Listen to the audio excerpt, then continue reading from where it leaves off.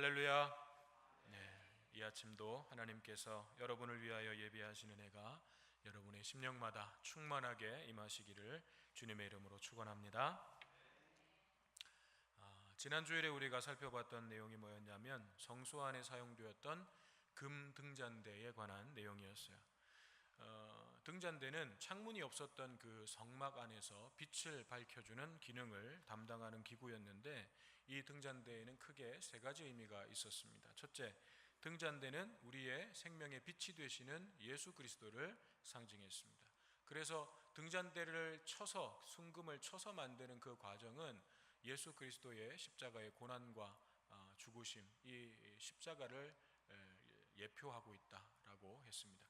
두 번째는 등잔대에서 나오는 빛은 진리의 빛이신 성령의 빛이다. 그 등잔대에는 7개의 이 잔이 있었는데 거기에 감람유를 부어서 불을 밝혔죠. 성경에서 기름은 성령을 의미하기 때문에 그 등잔대에서 나오는 빛은 진리의 영이신 성령의 빛이다. 그런데 그 빛이 맞은편에 있었던 떡상 위에 진설병을 비추는 거죠. 진설병은 하나님의 말씀을 상징하는 것이기도 했어요. 그래서 성령의 빛이 우리를 조명해 주시지 않으면 하나님의 말씀을 아무리 읽어도 그 말씀의 뜻을 제대로 깨달을 수 없고 하나님에 대해서 이해할 수 없고 그 말씀이 믿어지지 않는 거예요. 그 말씀이 내 속에서 살아있는 말씀으로 믿어지고 역사하게 하시는 분, 그분이 성령님이시다. 마지막 세 번째는 뭐였어요? 그 등잔대의 빛은 곧 우리가 세상에 비추어야 할 빛이다. 즉 하나님의 백성들이 세상의 빛이다 라는 거예요.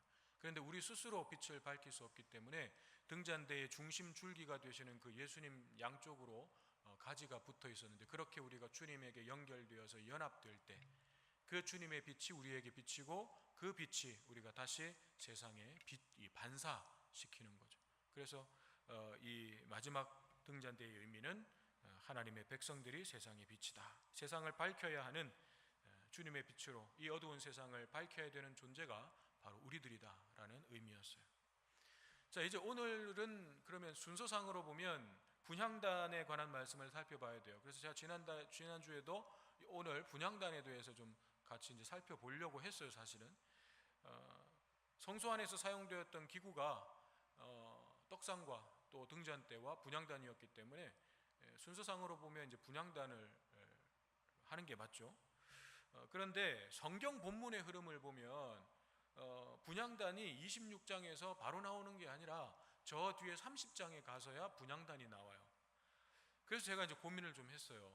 이걸 뒤에 30장에 있는 분향단을 먼저 이렇게 땡겨와서 할까? 왜냐하면 성소 안에 있는 기구들을 살펴보는 중이니까 세 개를 다 끝내고 그리고 다시 이어서 가는 게 좋지 않을까?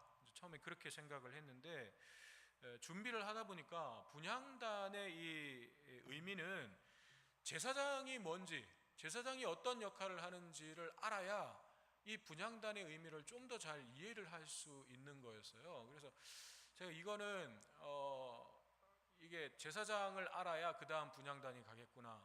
제가 준비를 하다가 좀 그게 생각돼서 이걸 순서를 좀 그냥 성경 본문대로 가려고 하는 것입니다. 그래서 성경에서도 지금 분향단의 내용이 28장, 29장의 제사장에 대해서 설명한 뒤에 그 다음에 30장에 분향단이 나오는 거예요. 그래서 성경이 이렇게 해놨는데 그게 뭐 다 어련히 하나님께서 뜻이 계셔서 그렇게 안 해놓으셨겠어요? 근데 저는 성소 안에 있는 거 그냥 마저 싹 해버리고 넘어가면 뭐 더 낫지 않을까, 이제 그런 그냥 단순하게 생각하고 했는데 그게 아니었어요. 하나님의 말씀은 하나님이 다 의미가 있고 뜻이 있어서 그렇게 또 순서까지도 해 놓으신 거예요. 자, 그러면 이제 오늘 본문은 무엇에 관한 내용인가? 오늘 본문은 성막의 천장을 덮었던 성막 덮개에 관한 말씀이에요. 쭉 읽어봤지만 무슨 얘기인지 잘 모르시겠죠? 도대체 뭘 어떻게 만들라는 거야 도대체? 저도 모르겠어요. 이거 보면 이게 뭘 어떻게 하라는 건지 저도 잘 모르겠어요. 근데 오늘 이 본문에서 중요한 거 뭐냐면 뭐를 몇 규빗으로 하고 무슨 고에다가 뭘 달고 어떻게 연결하고 이런 거 중요한 게 아니고, 천장의 덮개에 4가지 종류가 있었어요. 덮개를 4겹으로 덮었는데 그 천장 덮개, 네 겹의 천장 덮개가 가지고 있는 의미가 무엇인가, 우리가 그거에 좀 집중하면 될 것 같아요. 네 겹의 큰 덮개는 뭐였냐면 제일 바깥쪽 외부에 해달 가죽 덮개가 있고, 그 밑에 수량 가죽, 붉게 물들인 수량의 가죽이 있고, 그 가죽으로 만든 덮개가 있고, 그 밑에는 염소 털로 만든 덮개가 있고, 제일 밑에는 이제 휘장 덮개가 있어요. 이 네 가지 실로 짜고 이 그룹 천사를 수놓은 그 휘장 덮개, 천 덮개가 제일 안쪽에 있습니다. 이 덮개들은 일단 우선은 성막을 보호하는 기능이죠. 어떤 그 광야의 바람이라든지 또 먼지, 모래, 또 광야는 낮과 밤의 기온차가 급격하잖아요. 그래서 그런 기온차에 의한 습도 조절, 뭐 이런 여러 가지 외부적인 환경에 대해서 성막 안을 보호하는 기능이 첫 번째로 있습니다. 그렇지만 그것만을 위해서, 그런 기능적인 것만을 위해서 이 성막 덮개를 만들게 하신 것은 아니에요. 우리가 언뜻 생각하면 그 덮개에 무슨 뭐 특별한 의미가 있을까 싶지만, 하나님께서는 그 덮개 하나하나에 깊은 의미를 담아 두셨습니다. 먼저 가장 바깥쪽에 있었던 해달 가죽 덮개는 우리말로 해달 가죽이라고 했지만, 다른 번역본들의 성경들을 보면 어디에는 바다소, 해우라고 하는 동물이 있어요. 바다소 또는 뭐 돌고래, 뭐 물개, 뭐 바다 표범, 뭐 이런 식으로 뭐 여러 가지 다른 번역들을 해놨어요. 그래서 꼭 해달이라고 규정할 수는 없고, 아무튼 바다 짐승의 가죽이었다, 그렇게 보시면 될 것 같습니다. 왜 하필 바다 가죽 짐승이었을까 생각해 보면 방수 기능 때문에 그러지 않았을까, 그건 제 생각이에요. 제 생각. 그래서 그런 기능들도 있어요.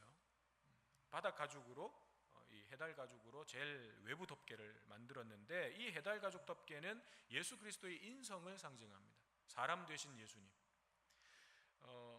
가장 바깥쪽에 있었기 때문에 어떤 광야의 햇볕에 계속해서 노출되는 거죠. 그리고 밤이 되면 또 차가운 이 공기를 그대로 접촉하게 되죠. 그리고 모래바람이라든지 먼지 이런 것들에 계속해서 노출되는 게 이 해달 가죽이에요. 그러면 금방 더러워지고 또 해지고 낡아지겠죠. 그래서 이 허름하고 볼품 없었던 이 덮개는 사람들이 흠모할 만한 그런 외적인 모습이 아무것도 없었던 예수님의 그 사람으로서의 모습, 인성, 그것을 상징하는 것이라고 볼 수 있는 거예요. 그저 사람들이 겉으로 보기에 예수는 그냥 목수의 아들이에요. 내가 알던 목수의 아들, 그 예수. 그리고 결국 마지막 그 인생은 십자가에 힘없이 못 박혀 죽은 불쌍한 사람. 그게 그냥 세상 사람들이 밖에서 보는 예수 그리스도의 모습이에요. 전혀 볼품 없죠. 흠모할 만한 것이 없어요. 사람들은 잔뜩 뭔가 기대했는데 아무것도 없으니까 결국은 실망해서 다 등을 돌린 거죠. 그 아래에 있는, 이 해달 가죽 아래에 있는 덮개가 이제 붉은 물들인 숫양의 가죽이었습니다. 이것은 양의 가죽을 붉게 물들였다라는 것에서도 우리가 짐작할 수 있듯이, 유월절 어린 양 되신 예수 그리스도, 우리를 위해서 우리의 죄를 대신 지심으로 고난당하시고 죽으신 예수 그리스도의 십자가를 상징적으로 보여주는 것이라고 할 수 있겠습니다. 그러니까 예수님의 그런 외적인 해달 가죽과 같이 볼품없고 보잘것없는 그 외형적인 모습에도 불구하고 우리가 예수께로 나아가면, 예수 그리스도께로 나아가면 하나님의 속량과 구원을 경험하게 되는 것이죠. 그리고 그 밑에는 이제 염소털로 만든 덮개가 있어요. 이 염소털 덮개가 어떤 색이었는지 성경에 안 나오기 때문에 뭐 검은색인지 흰색인지 정확하게 이야기할 수는 없어요. 그렇지만 대부분의 학자들은 흰색 염소털이었을 것으로 그렇게 봅니다. 그리고 의미적으로도 그렇게 보는 것이 자연스럽고, 염소라고 하는 동물 자체가 성경에서는 하나님께 바쳐지는 제물 중에서 정한 제물, 부정한 제물이 아니고 정한 제물이었어요, 염소 자체가. 그래서 이것을 흰색 염소털로 봅니다. 자, 그렇게 볼 때에 이 흰색 염소털 덮개는 우리와 똑같은 사람의 몸으로 이 땅에 오셔서 우리의 죄를 위한 속죄의 제물로 죽으신 예수 그리스도의 그 고난과 십자가를 통해서 의롭다함을 얻고, 이제 그 십자가를 통해서 의롭다함을 얻고, 의롭다함을 얻는다는 건 뭐예요? 하나님께서 우리를 향해서 너의 모든 죄가, 너의 모든 죄의 대가가 십자가에서 지불되었다, 그러므로 너는 무죄다, 의롭다라고 선언해 주시는, 그것을 얻는, 그 선언을 얻는 것이 의롭다함을 얻는다는 것의 의미예요. 이 의롭다함을 얻어서 하나님의 백성이 되는 것, 거룩한 하나님의 백성이 되었음을 상징적으로 보여주는 것, 그것이 염소털 덮개가 갖고 있는 의미죠. 해달 가죽, 예수님의 그 사람 되신 예수님을 지나서 그분이 우리를 위한 속죄의 제물이 되셨고, 그 피를 통과한 자는 거룩한 하나님의 백성, 의롭다함을 얻는 자가 되는 것입니다. 이 흰색 염소털 덮개를 지나서 그 밑으로 가면 이제 가장 안쪽 덮개였던 청색, 자색, 홍색, 그리고 배실로 짠 천 덮개가 있어요. 휘장 덮개. 이 덮개에는 그룹 천사가 수놓여 있었는데, 한마디로 이 덮개는 하나님의 임재와 영광을 상징적으로 보여주는 덮개라고 할 수 있습니다. 예수 그리스도를 믿음으로 이제 하나님께로부터 의롭다함을 얻은 하나님의 자녀가 된 사람들, 하나님의 백성들, 그들은 또한 왕 같은 제사장이라고 했어요. 그래서 그 왕 같은 제사장이 된 우리가 누리게 될 하나님의 임재와 영광을 보여주는 것, 그것이 이 가장 안쪽에 있었던 덮개입니다. 오늘 우리가 좀 깊이 살펴볼 내용이 이 그룹 천사를 수놓은 전 덮개에 관한 내용이에요. 오늘 이제 본문 1절에서 6절을 보면 이 가장 안쪽 덮개를 만드는 방법이 나오는데, 뭐 크기가 어떻고 뭐 어떻게 연결하고 이런 것보다 중요한 것은 뭐냐면 청색, 자색, 홍색 실과 배실로 만들었다는 것과 그룹 천사를 거기에 수놓았다는 내용이에요. 배실은 흰색이죠. 흰색. 뭐 완전한 흰색은 아니겠지만 흰색이죠. 청색, 자색, 홍색, 흰색, 이 네 가지 색깔의 실로 이제 천을 짜서 덮개를 만들었는데, 외우기 쉽게 청자홍배 이렇게 외우시면 돼요. 네 가지 색깔이 뭐냐? 청자홍배, 배실은 흰색, 그래서 청색, 자색, 홍색, 흰색, 이 네 가지 색깔로 천을 만들고 그룹 천사를 수놓아서 성막의 가장 안쪽을, 내부를 덮는 덮개를 만들었어요. 자, 그럼 먼저 그룹 천사를 수놓은 것에는 어떤 의미가 있는가? 그룹 천사는 어떤 천사였어요?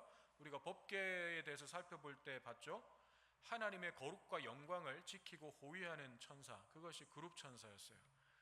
그것이 법궤 위 속죄소에 그 그룹 천사의 형상을 만들었는데, 날개를 펴서 그 법궤를 덮고 있는 그 형상으로 속죄소 위에 그룹 천사를 만들었습니다. 그리고 하나님께서는 출애굽기 25장 22절에 보면 이 그룹 사이에서, 두 그룹 사이에서 내가 이스라엘이 행해야 할 일들을 내가 너에게 말해주겠다, 하나님께서 말씀하시겠다, 이 두 그룹 사이에서 말씀하시겠다, 그렇게 말씀하셨어요. 그러므로 이 그룹 천사의 형상을 수놓아서 만든 이 대형 휘장으로 성막을 제일 먼저 덮었는데, 그 성소 안에 딱 들어가면, 그러면 제일 먼저 이렇게 천장에 딱 보이는 게 이 그룹 천사들이 쫙 수놓여져 있는 그 덮개가 이제 딱 보이는 거예요. 성소 안에 들어가면. 지금 우리 천장에는 이 나무지만 이게 성막이라고 생각하면, 우리가 딱 예배당에 들어왔는데 여기 위가 그 그룹 천사들이 수도 없이 막 수놓여져 있는 그 덮개가 이렇게 덮여져 있는 거예요. 마치 하나님의 영광을 찬양하면서 수많은 그 그룹 천사들이 날고 있는 것 같은 그런 이미지가 이 안에 이제 보여지게 되는 거죠. 그렇기 때문에 그룹 천사가 수놓인 이 가장 안쪽 덮개는 어떤 천상의 이미지, 하나님 나라의 이미지, 하나님의 영광과 임재를 상징적으로 보여주는 것이라고 할 수가 있는 거죠. 다시 말하면 제사장은 성소에 들어가서 뭘 경험하게 되냐면 하나님이 계신 천상, 하나님의 나라를 그곳에서 경험하게 되는 거예요. 지난주에도 말씀드렸듯이 이 순금 등잔대에서 불을 밝히고 이 성소 안을 비춰요. 그러면 이 등잔대의 빛이 성소 안에 온통 금이었기 때문에 이 금이 반사돼 가지고 그 영롱한 빛이 그 안에 충만한 거죠. 그런데 거기에다가 천장에는 그룹 천사가 막 새겨져 있어요. 그 광경을 우리가 한번 상상만 해봐도 그 안에 들어갈 때에 정말 하나님의 임재와 영광으로 충만한 그런 감동을 경험하게 되는 거죠. 그런데 바깥에서는 이걸 볼 수 있어요, 없어요? 바깥에서는 볼 수 없어요. 바깥에서는 볼 수 없어요. 해달 가죽밖에 안 보이는 거죠. 사람들이 흠모할 것 없는 예수님의 그런 외적인 모습, 해달 가죽과 같은 그런 것밖에 안 보이는 거예요. 그래서 세상 사람들은 예수님의 겉만 보고서 그냥 비참하게 십자가에 못 박혀 죽은 인간으로밖에 그렇게 생각하지 않지만, 하나님의 자녀가 되어서 왕같은 제사장의 직분을 받게 된 사람들은 성소로 들어가고, 또 우리는 지성소까지, 예수님께서 십자가에 못 박혀 죽으시면서 성소와 지성소를 가리던 그 휘장이 위에서부터 아래로 찢어졌어요. 그래서 이제 우리는 성소를 지나서 지성소까지 그냥 들어갈 수 있는 거예요. 거기서 하나님의 영광을 경험하게 되는 거죠. 이걸 상징적으로 보여주는 것이 가장 안쪽 덮개였습니다. 뿐만 아니라 이제 이 덮개를 이 천을 짠 청자, 홍배, 이 네 가지 색깔에도 깊은 의미가 담겨져 있어요. 그래서 이 네 가지 색깔은 성막의 그 안쪽 덮개를 만드는 데만 쓰이는 것이 아니라, 방금 말씀드렸던 성소와 지성소를 구분했던 그 휘장을 만들 때에도 이 네 가지 색깔의 실을 썼고, 또 성막은 이제 바깥에 마당에 울타리가 쳐져 있었는데 그 울타리에는 문이 딱 하나밖에 없어요, 동쪽으로. 그런데 그 문이 이제 유일하신 우리의 구원의 문이 되시는 예수 그리스도를 의미하는 것이기 때문에 그 문을 만들 때에도 이 청자, 홍배 네 가지 색깔의 실을 가지고 그 문을 만들었어요. 즉 이 네 가지 색깔은 그냥 정해진 것이 아니라 하나님께서 깊은 의미를 담아서 사용하게 하신 것이다라는 거예요. 그럼 이 색깔들은 어떤 의미를 담고 있는가? 자, 오늘 본문 1절에 보면 배실이 나오죠. 배실. 그리고 청색, 자색, 홍색 실이 나옵니다. 배실은 흰색이라고 했죠. 흰색은 의와 거룩함을 상징합니다. 의와 거룩함. 그래서 죄가 전혀 없으신 예수 그리스도를 상징적으로 보여주는 색깔이 이 흰색이에요. 예수님은 사람의 몸을 입고 이 땅에 오셨어요. 해달 가죽과 같은 그런 모습으로 이 땅에 오셨어요. 그러나 그분은 죄가 전혀 없으신 분이에요. 완전히 의로우신 분. 청색은 무엇을 의미하냐? 청색은 하늘을 상징합니다. 즉 예수님은 사람의 몸을 입고 이 땅에 오셨지만 그분은 죄가 없으실 뿐만 아니라 그분이 곧 하나님이시라는 거예요. 이 땅에 오신 예수 그리스도, 그분이 곧 하나님이시다. 자색, 이것은 뭐 자주색 혹은 보라색 뭐 이렇게도 표현을 하는데, 자색은 왕권을 상징하는 거예요. 여러분 보셨는지 모르겠지만 우리 신금호 전철역이 보라색이죠. 그 전철 타면 거기 이렇게 보라색은 무슨 색이라고요? 안 보셨구나. 보라색은 황제를 뜻하는 색입니다. 그게 쓰여 있어요. 그래서 5호선 전철을 이용하시는 모든 분들은 황제다.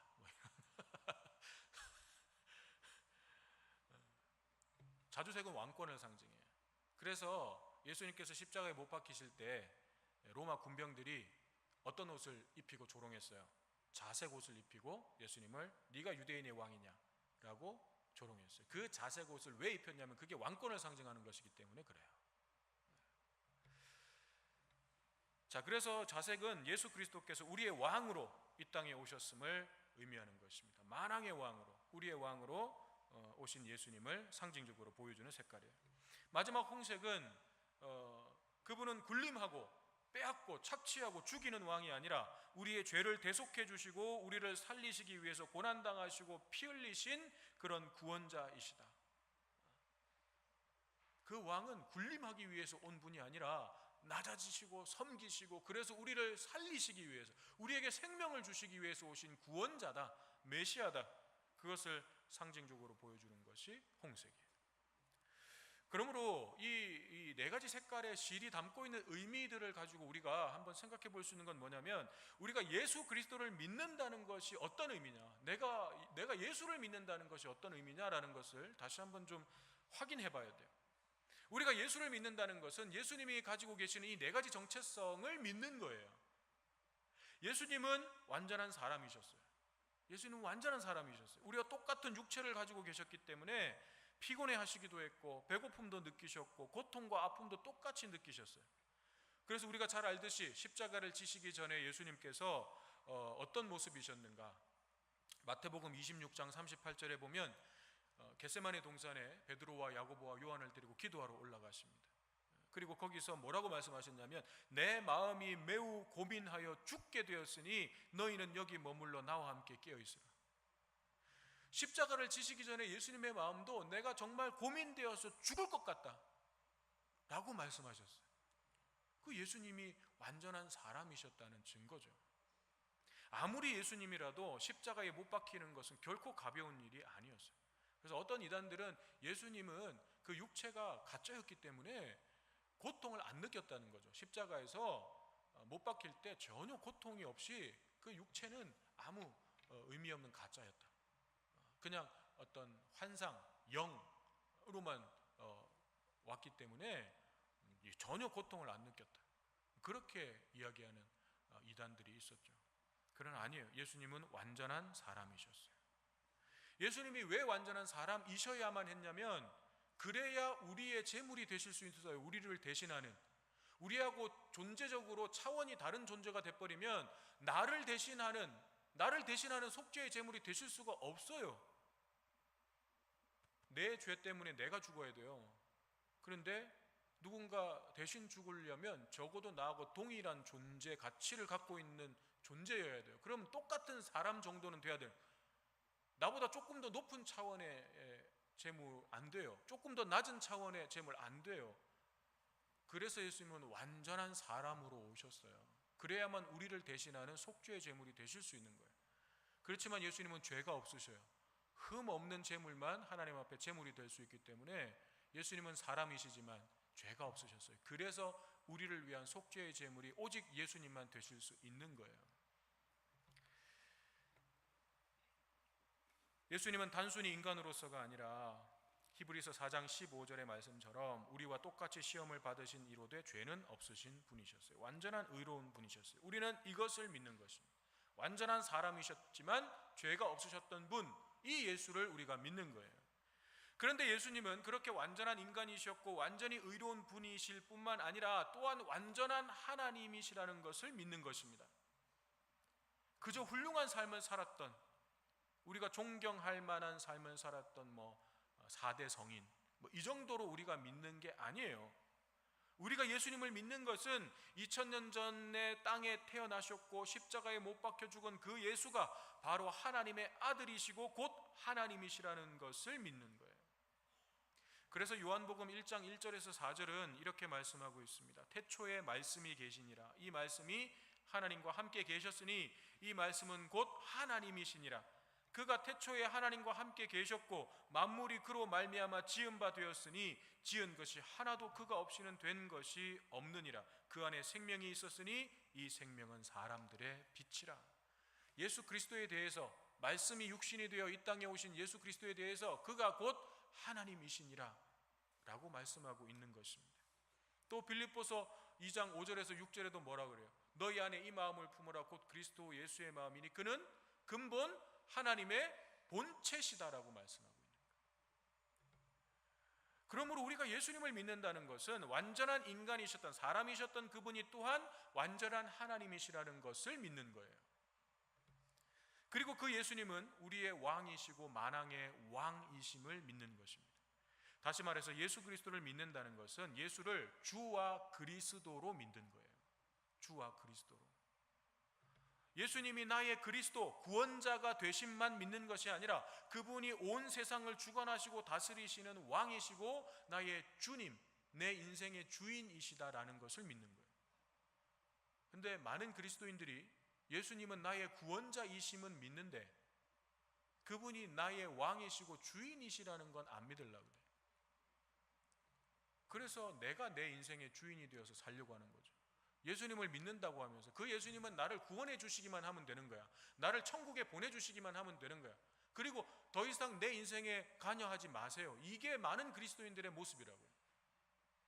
예수님이 내게 생명을 주셨는데 감사합니다 예수님 해놓고, 그렇지만 예수님 내 인생에 관여는 하지 마세요. 내 인생은 내가 알아서 할게요. 내 인생은 내가 주인이에요. 이게 그리스도인들의 모습이라고요. 그러나 예수님은 우리의 그리스도이실 뿐만 아니라 주님이시란 말이에요. 주인이시란 말이에요. 우리의 삶을 통치하고 다스리시는 왕이시란 말이에요. 이것을 우리가 믿는 거예요. 예수를 믿는다는 것은. 그리고 마지막은 그 하나님이시고 만왕의 왕이신 예수님께서 나와 똑같은 사람이 되셔서 나의 죄를 대속하기 위해 고난을 당하셨고 십자가에서 죽으심으로 나의 구원자가 되셨다는 것을 믿는 것입니다. 나의 구원자가 되셨습니다. 이 네 가지에서 한 가지라도 빠지면 안 돼요. 하나라도 빼고 믿으면 그것은 예수를 믿는 게 아니에요. 예수가 정말 참 훌륭한 삶을 산 분이라는 건 내가 믿겠는데, 그분이 사람이 하나님이다? 그건 내가 잘 못 믿겠어. 그건 예수를 믿는 게 아니에요. 예수님이 나를 구원하신 구세주인 것은 믿겠지만 내 삶을 통치하고 다스리는 주인이다? 그건 내가 사실 좀 인정하지 못하겠어. 이거 예수를 제대로 믿는 거 아니에요. 예수를 믿는다는 것은 이 네 가지를 다 믿는 거예요. 여기서 한 가지라도 빠지면 예수를 제대로 믿고 있는 게 아니에요. 이처럼 성막의 덮개는 하나님의 구원이 어떤 것인지, 예수 그리스도가 누구이신지에 대해서 우리에게 알려주고 있습니다. 또한 성막의 이 덮개가 성막을 보호하며 덮고 있듯이 하나님의 사랑과 예수 그리스도의 은혜와 성령의 도우심이 우리의 삶을 언제나 덮고 계심을 보여주고 있는 것입니다. 예수님이 어떤 분이신지 바르게 알고 또 바르게 믿음으로 우리 성호교회 모든 믿음의 가정들이 하나님께서 바로 거기에 함께 거하시고 계시는 거룩한 장막이 되기를 간절히 바랍니다. 그 장막을 덮으시는 주의 날개끈을 아래에서 하나님께서 주시는 그 평안과 하늘나라의 샬롬의 그 평화를 여러분의 삶 가운데서 누리게 되시기를 주님의 이름으로 축원합니다.